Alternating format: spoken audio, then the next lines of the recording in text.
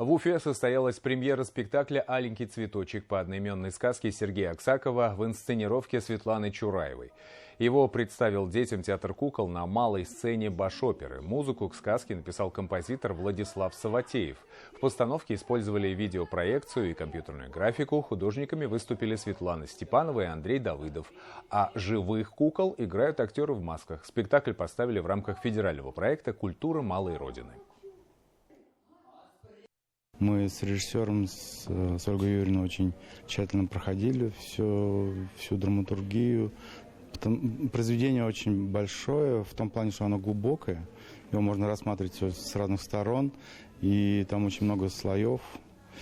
И вот это мы все прорабатывали, и, конечно же, только благодаря совместной работе получается что-то создать. Видим на сцене новые, сейчас нельзя старыми методами что-то показывать. Сейчас же жизнь такая меняется, дети, которые в гаджетах видят, у них клиповое мышление. И, конечно, мы уже на пульсе руку держим и стараемся, чтобы наши малыши не заскучали.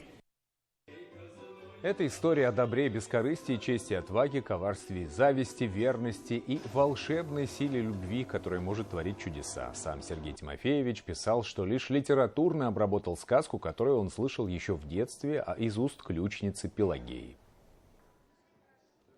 Очень эмоционально, очень душевно, очень понравилось, красочно, все эти спецэффекты, вот эти светодиоды, то есть очень красиво сделано, необычно. Для меня изначально было тяжело немножко работать в маске. Режиссер сказал, чтобы вот именно лицо, тело человека не было видно, чтобы ребенок действительно поверил, что куклы ожили. Я здесь играю две роли, роль чудища и принца, и это очень трудная такая задача, перевоплощение. Сложная была работа проведена, но я счастлив, что я в этом спектакле сыграл.